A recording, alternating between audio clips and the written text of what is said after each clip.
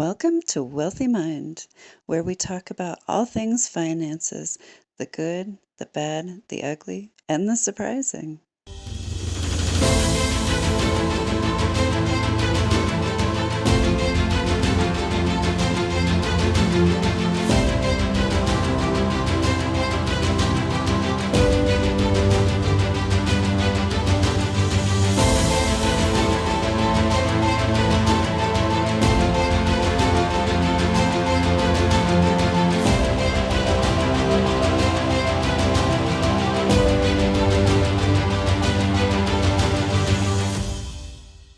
Welcome to Wealthy Mind. I am your host, Misty Rose Gold, International Success Coach. And here at Wealthy Mind, we love to help you create and maintain a wealthy mind. Today, I have an international guest with me, all the way from Slovenia, and her name is Kaja, and I'm super excited for this conversation with her today. Hi, Kaja. Hi, Misty. How are you How are doing? I'm great. How are you? I'm good. Good. Thank you for having me. It is my pleasure. I have loved all of our conversations, and I'm super excited for our topic today. So, would you please give us your full name and tell the audience what do you do? So my name is Kaja Šolinc, and I am a money coach. So I help people to better manage their money and to invest it as well. I love to work with business owners because, well, when you're a business owner, then the finances become more complicated, and probably you also need to think ahead more and about your future and manage your money better if you want to also live off your business. So this is really something I love to do the most. Incredible. And she's international, you guys. So, if you're looking for a money coach to help you with your investing, your budgeting, your saving, your all those things, this is going to be a really good spot for you to hang out with Kaya. This is good. So, um, what does a typical engagement with you look like? Why do people come to you other than the things that I've mentioned? Like when you're in a session with somebody talking about money, what does that look like? Well, I have like a hybrid thing that is like a program that is pre-recorded with the knowledge, and then I do one-on-one, which means that in between those sessions, when people have questions and when people come with their individual situations, we work together on Zoom. So that's really good that I'm able to work with people from everywhere, basically. Hmm. Also, I come from Slovenia, but since 10 years I live in Luxembourg. So, yeah, it's like two very small countries in Europe.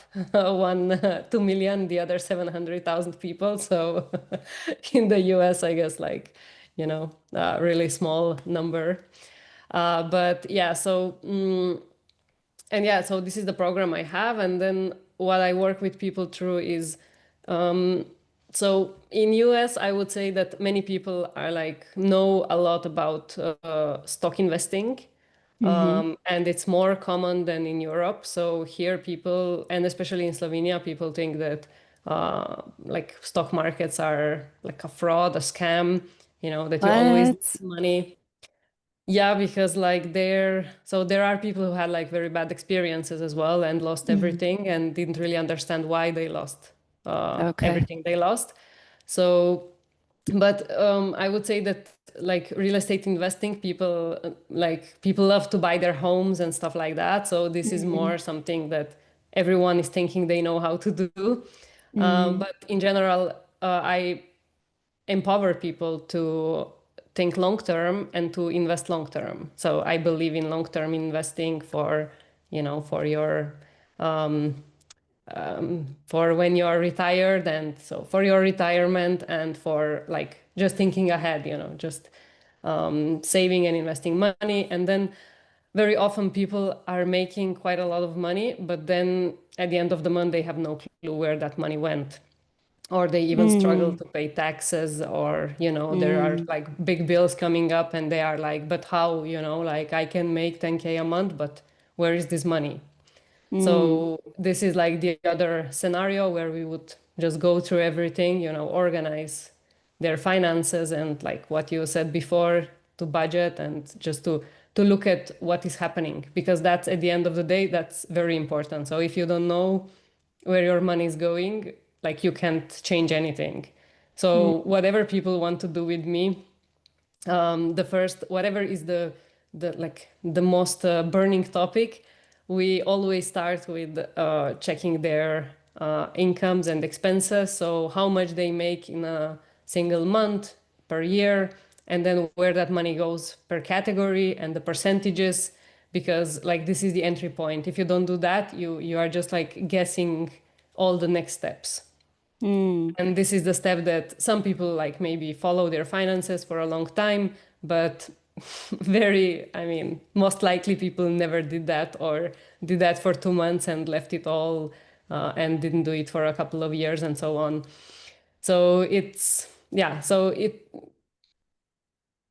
a necessary step, I would say. And it's something that very often people don't want to do, and maybe they don't want to look at their numbers. And because they think, if I know where I put my money, I will feel worse. But the reality, but the reality is that once you know, it's a relief for yourself. I Mm. mean, now you know. So, but also because I think very often, there are many negative emotions connected with our spending. So we feel that, Mm. maybe we shouldn't afford this and that. And so we want to hide these things even from ourselves. Mm. So, yeah.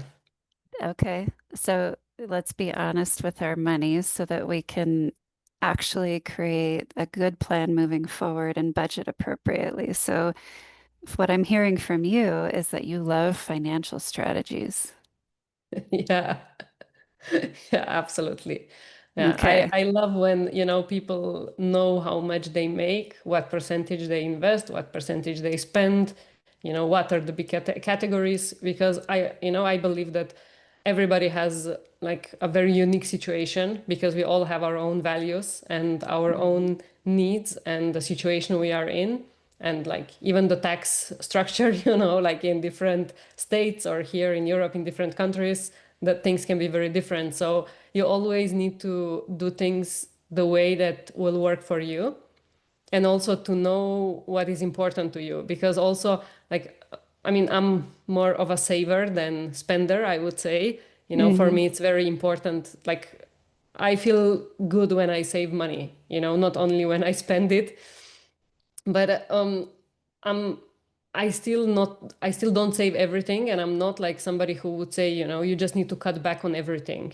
So Mm. you can spend money, but on things that are really meaningful to you, and that you spend like consciously, not just like throwing money everywhere. Yeah, I have money, so I'll just afford everything, because I don't see any value in that. And I believe that people don't either.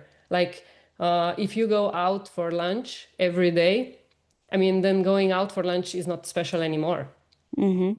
So to me, it's like, you do stuff in a way that like feels special and that it's meaningful, not just like throwing money everywhere. Because then, and So also I'm a intentional big, spending, yeah, intentional spending. I intentional like it. spending. Yeah. Yeah. And like I'm a big believer in freedom, to have money work for you, so that you can have more freedom in your life. Because how I was able to go and start my own business was, I did 10 years in the corporate world. I was an auditor in one of the big four.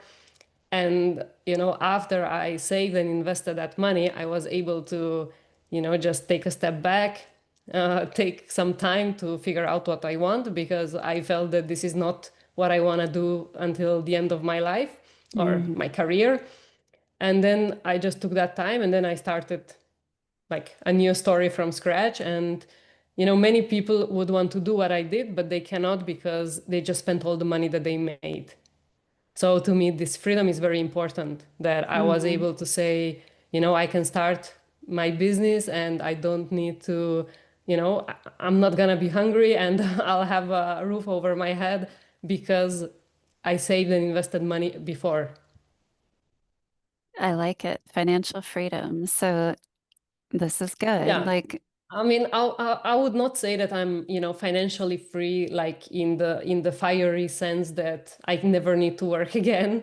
I didn't get there, at 30 something, but like I was able to, have enough cushion to do the new step. I mean, like to just change. So, mm-hmm, because it depends if we talk about the financial freedom in general, I think it depends how much people think that they would need. But for me, I would think that I would need quite a big amount to say that completely free financially for the rest of my life. But I think this was never the point for me, like, so for me, the point is to do what I want to do and make money. And even looking at, when so I always lived below my means, mm-hmm, but when I changed my career, when I went from my auditor job to starting out as a business owner, I cut back on many things, and for me, it was not hard to make these changes. So I was like, I can do that. Um, I know why I'm doing it. And, it's also a good exercise in life to say, these are my priorities, and to be able to cut back on some things that before it was normal for you to afford these things. But now mm-hmm. you get more conscious and you're like, I'm good. I mean, and that's a big freedom as well, Yeah. to know that you don't need like a big sum of money to operate on. So when I brought up financial freedom, it's how we define financial freedom. Like, so I think that you have touched on what financial freedom truly means. It Hmm. is, are you free of the stressors of finances? Do you Hmm. have do you have enough saved and invested to where you feel free? It's, for me, looking at financial freedom, it's not about like having so much money to where you don't want to work because I love what I do. Like I would get so bored if I didn't coach business owners. I, Totally. I would be so bored to tears, right? Like that's not my aim, but my aim always is, do I have financial peace, which equals financial freedom? Do I have the money to live how I want to live? Do I have money saved? Do I have enough of a buffer floating around in my world in case something happens? Because as a business owner, you don't get a paycheck, right? So you have to plan for that. Um, we need to look at financial freedom as we can have that essence of freedom each day of our lives.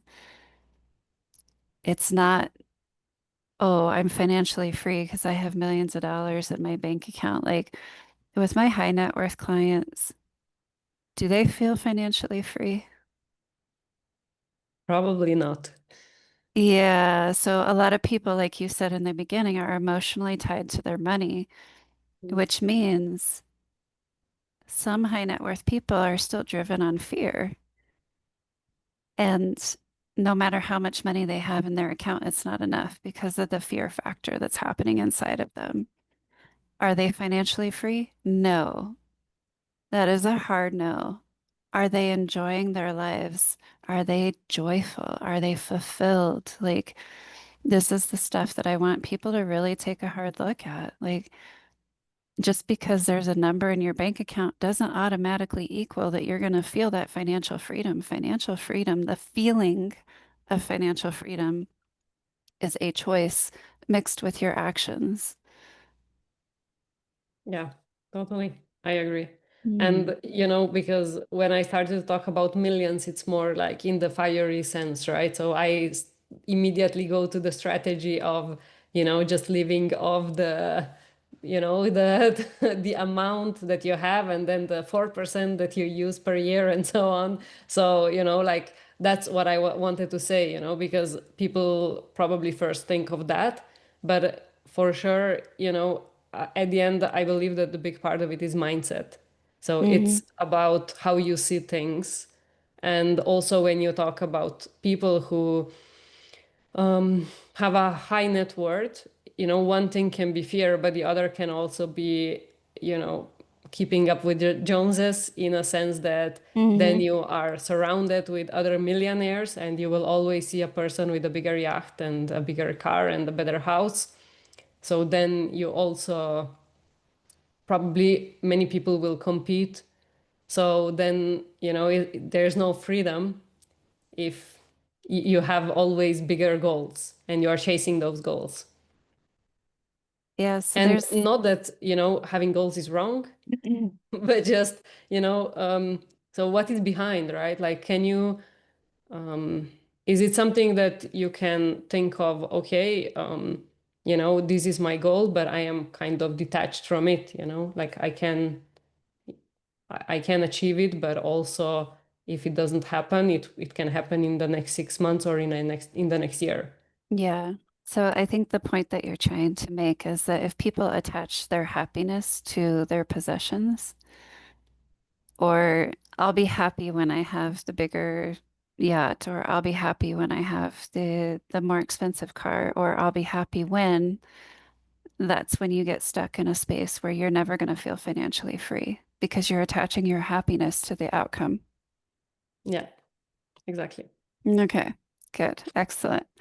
So, we've got a little bit of time left, but not too much. What is a common, what is a common money belief that you see in people that you've worked with that is I think, potentially a negative belief that can get in the way? well, there are plenty, right? Let's pick That one. I see. We'll The pick big one one I today. would say is that money is the root of all evil. Mm, yeah, You that's a know, lie. yeah, totally. But if you believe it, it's very hard, to have a lot of money, or, because then money is like a negative thing. Or, rich people are greedy and rich people like are bad, or, are materialistic, and they didn't get to their money, in an Hmm. honest way. Hmm. So, then with this, it's really hard to make more money, because you don't want to become one of these people. Hmm. So that is a common belief worldwide. It's an international belief and it needs to stop right now. So how I help people work through that is that money money is not to blame. Hmm. Money money is like the mouse for my computer. It's me driving the mouse. Money Yeah. is not to blame. Stop blaming money for your problems. Stop blaming money for some rich asshole. Like, just stop blaming money. It is not money's fault. It's what we do with it. It is all the little tiny micro choices that we make every single day around money that create our money story and our money beliefs and how we function with money. So, And probably what we like learned as kids is a part of our money story if we don't mhm, work on it. it is 100% because that's when your subconscious is formed, is when you're a child. So, that's a huge part of the money stuff, but that's way deeper conversation than what we're going to get into today. Um, but this lie, it is a big, huge freaking lie that money is the root of all evil. It is not. It is it's a thing. It's like a rock. I'm holding a rock. It's like a freaking rock. The rock It's a isn't tool. harmful. The rock is not harmful unless I pick it up and throw it at somebody. Money is simply an inanimate object that is a tool for us to use. It's the shit we attach to it. Yes, I'm getting passionate, so I'm cussing. I cuss when I'm passionate, but it just happens. It happens, so don't mind me. But money's a tool. Quit blaming money. Quit blaming money. If you're poor, quit blaming money. If you are rich, quit blaming money. Like, quit blaming money. Quit giving away your power. Like, When you blame money, you give so much of your power and your energy away. Take that power back. Own your money beliefs, your stories, your decisions. It's all based on your choices. It all comes down to your choices. And that goes back to the conversations that you could have with Kaya about budgeting and your choices, your financial choices. Why am I always broke? Well, shit, you make $200,000 a year and you're always broke. Let's look at your choices, right? I mean, this money had to go somewhere, right? For sure, it didn't disappear into thin air like people think very often. The the money trolls came in and, ate their money. No, look at your choices, people. Come on, stop blaming money. It is not money's fault. Look at yourself. Look at your stories. Look at your beliefs. Look at your spending habits. Look at everything that is inside of you and quit blaming money. You have way more power over this story than you believe, and you have way more power over money than what you think. Ugh, You are passionate indeed. I am. So, if you have that lie inside of you that money is the root of all evil, no, it's not. Pluck it out. It's what we do with it, right? It's a Yeah, choice. Every time my money increases, I have a choice of who I'm going to be. Money doesn't make people evil. It for does sure. not. It is a choice of how And we I'm sure choose that to show people can up. see, I'm sure that people can see in practice that, when they get money, they don't really become like a completely different person because you are who you are and like money will just amplify who you are. So Hmm. you can see this in the practice, but Hmm. like because it's a belief that you were taught, it can be so deeply ingrained that you Mm. need to work on it to Mm. get rid of it. Yep. And you said a key phrase there, which is something I teach people as well. Money is an amplifier of what is inside of you. And even if you think like you're a solid person, you get to the next level financially, it's going to bring up some of your stuff that you haven't looked at yet. And that's where you make your choices. Do not use money as a validation of, well, I must be great because I have all this money now. No, no, no. Do not use that as a validation. Take a look at the demons that are being brought up inside of you because you went to the next level financially. And then it's your choice. You choose who you're going to be. That's it. Like it's all based on those little tiny micro choices. Yeah, indeed. So, you guys, this has been a very necessary conversation. And I'm super grateful that we finally got here, Kaya. Thank you. Thank you, Misty. And if you can't tell, it's a topic I'm passionate about. So, Yeah, it's an important topic, so we need as many people as possible to be passionate about it. definitely. So, yeah, I think we dropped enough information for everybody. So let's go ahead and wrap this bad boy up. And um, what is the name of your website? So it's kajasolinc.com. Please spell Uh, that. yes, it's KajaSolinc. .com. Yes. Wonderful. Super simple, super easy. Awesome. So if you guys are looking for a great money coach to help you get your money stories in line and help you with your financial strategies, just moving forward and budgeting, ugh, scary word, but budgeting, please reach out to her. I've had the privilege of working with people all over the world and having this conversation with Kaya today. It feels like home. So if you're scared to work with somebody in another country, don't be. Like, I've done it for a long, long time. It's so fun. And you get different perspectives, which I think is nice. Like, Kaya brings a fresh perspective where maybe those of us in the United States maybe look at things a little bit differently. So Anyway, be brave and get yourself a money coach that lives in another country. All right, you guys. Thank you, Kaja, for your time. I really appreciate it. Thank you for being on our show, and we will see you guys soon. Thank you for tuning in to the Wealthy Mind podcast. Please be sure to download the Wealthy Mind app today and make sure to support your local Dress for Success.